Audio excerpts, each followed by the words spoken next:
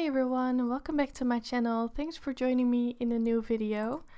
So in today's video I've got a demonstration or a tutorial about something that I've had a lot of requests about. This is something that a lot of artists, or especially colored pencil artists, are having trouble with, and that is everyone's worst nightmare: drawing white fur on white paper with colored pencils. So you're drawing in color, but you have to draw white fur on white paper, so against a white background. And that can be very, very difficult. That is something that I used to have a lot of trouble with as well. But now I'm actually getting comfortable with it and I'm actually enjoying it as well. So I want to tell you my techniques and walk you through drawing a big piece of white fur on white paper, and I'm using this commission for that. So this is a commission that I finished a couple of months ago. I'm really glad that I filmed the chest. This dog has a very beautiful white chest, very white, but white is actually never completely white. So I will explain more about that later on. First, let's discuss the materials. So I'm using Faber-Castell Polychromos and a black and white Caran d'Ache luminance on Canson 1557 paper, 180 grams. This is the paper that I always use for colored pencil and for graphite as well. And actually I won't be using the black Caran d'Ache or the black Polychromos in this one. I will be using mostly light colors, of course. So how do you start out when you want to draw white fur on white paper? So the most important thing is to make the fur stand out from the background, but you still have to make it look white, of course. So that is the challenge, and it's all about the values and the contrast. So even though white fur might look white, it is never completely white. So you can always find different colors in your reference photo. In this case, I'm using a reference photo that has quite a dark background. So then the white chest appears more white automatically.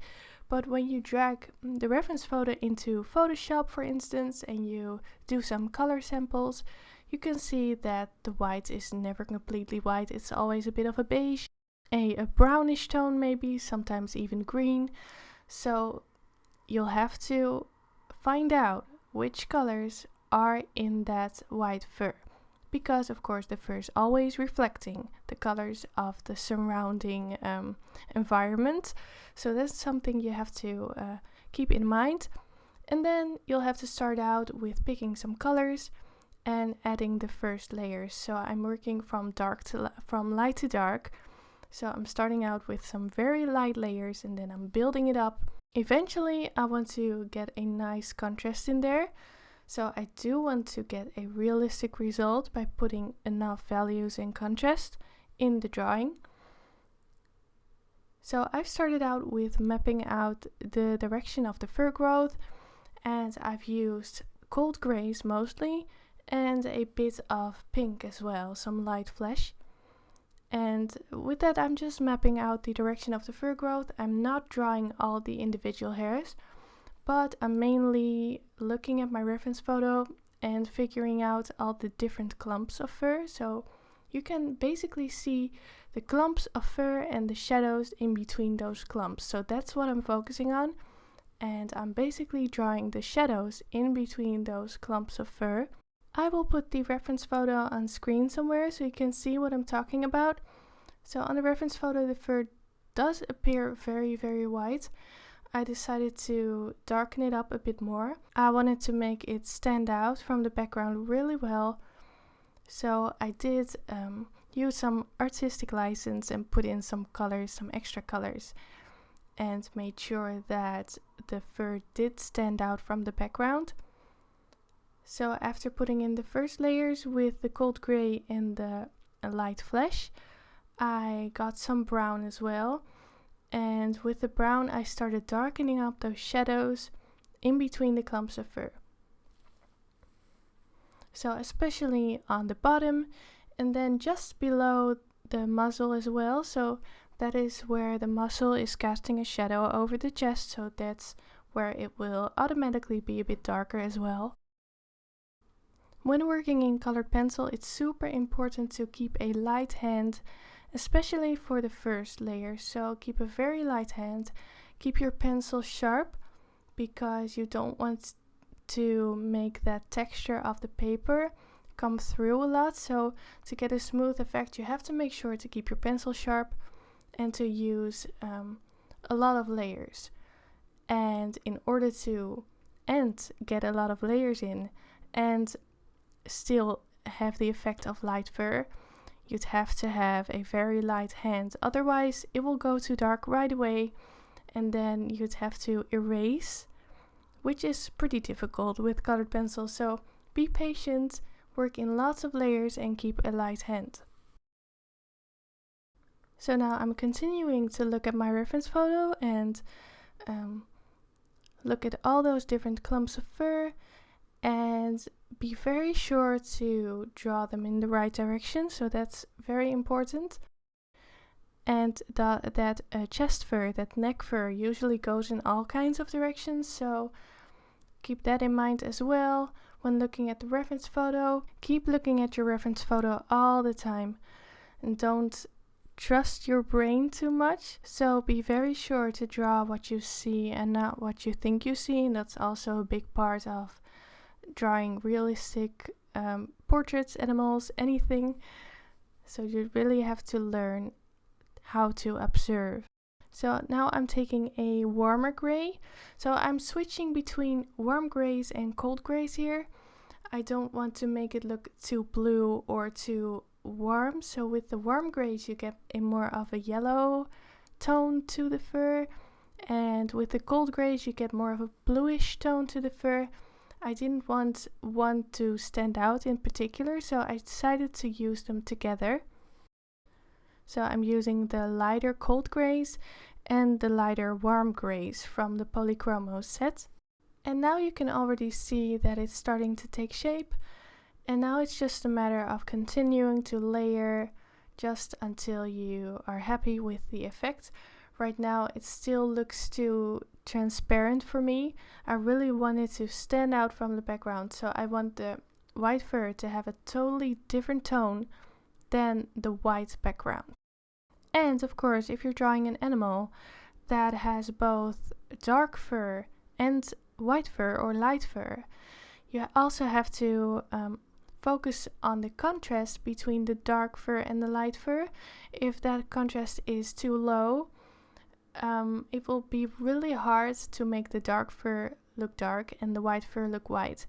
So I made sure to get a lot of darkness into the head, and especially that space in between the ear and the cheek, so that is really dark. And then when you compare that to the lighter fur automatically looks lighter. So make sure to focus on the contrast. It's very important. The values and the contrast is what's going to make the darker fur look dark and the lighter fur look light. So now I wanted to add some colors. So I picked some blue that is ultramarine blue, if I'm not mistaken, maybe cobalt blue. And I put a little bit of blue just on the edges of the fur, so on the shoulder parts. And then I also used some ivory. So I'm really switching between the warm colors and the colder colors to create a nice balance, but also create some color in there.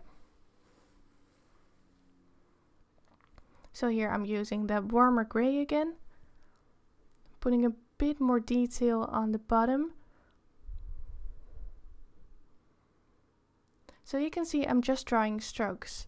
So I'm not coloring in solid spaces. I'm always drawing strokes and still with a very light hand. Also make sure to vary in your strokes in the length and the thickness. You don't want the fur to look very static, and in order to make it look natural, you'd have to vary a bit between your drawing strokes, because of course fur is always changing, it's always different, and not every hair is the same. I don't think any hair is the same. Taking a darker warm gray now. Now I'm going to darken up that area underneath the muzzle. That can use some more shadow. Switching between a darker cold gray now. And then to the warm gray again. So I keep switching in order to get a nice balance. So in some reference photo you can see an obvious warm tone or an obvious cool tone. That wasn't really the case in my reference photo. So I used some artistic license to get a realistic effect and enough color in there.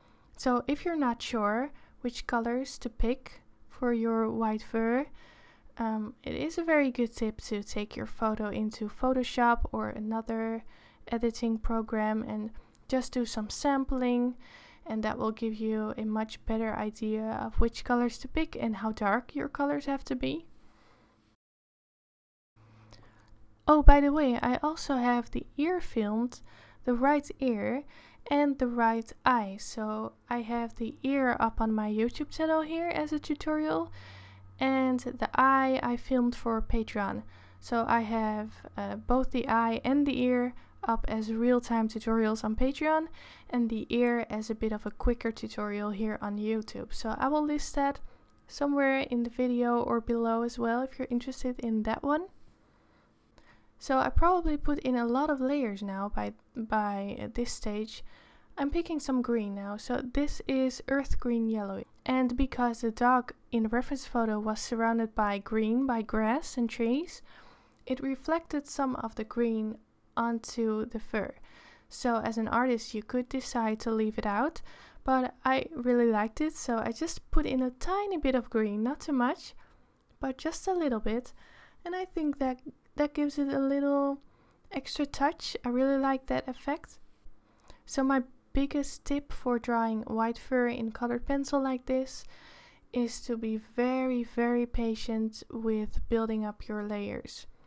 So it's so easy to go too dark right away, but you'll have to make sure that you don't go too dark because erasing is very hard in colored pencil. In graphite it might be a bit easier, but with colored pencil it's quite difficult. So be very, very patient.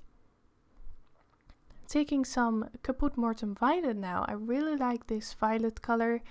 I use it basically in any fur type I do, in any drawing I do. So with that I'm putting some more shadow around the chest and at the bottom of the chest as well to put some more shadow in there. It's a lovely shadow color, it goes with everything. I use it for black fur and white fur, brown fur, and yeah, in this portrait as well. Still using a very light hand. And keep looking at my reference photo. So I'm not doing any burnishing in this piece of fur. Usually I'm a big fan of burnishing. I do the burnishing with the white Caran d'Ache luminance. But if there aren't enough layers on the paper before you start burnishing, the white Caran d'Ache will leave a yellow tone to the paper. So that is something I don't like.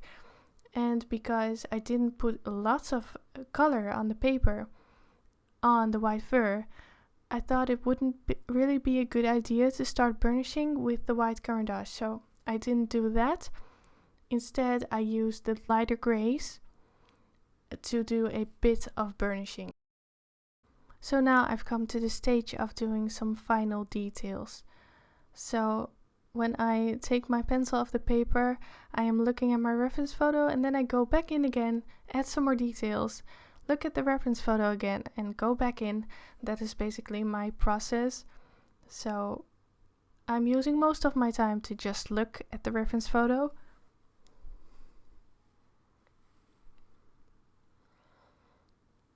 So in this portrait I kept the white fur pretty subtle. I wanted it to look very soft and very smooth. Still, it does stand out from the background, but it's not super dark.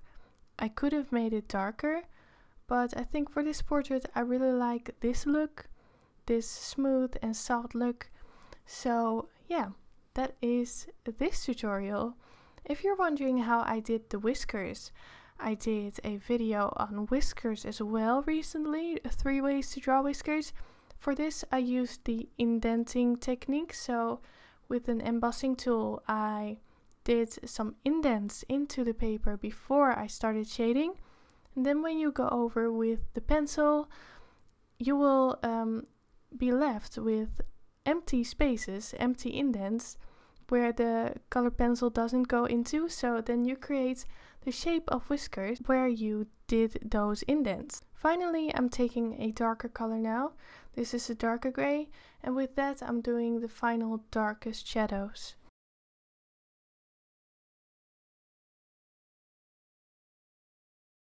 So after doing the final shadows, the final color touches, the portrait was done. So I really hope you enjoyed this tutorial and that you've learned something from it.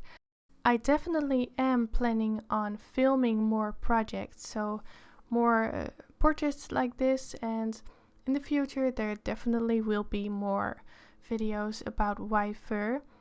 If you have any suggestions for more tutorials, let me know in the comments below. And then I will see you in the next tutorial or in the next video. Bye guys!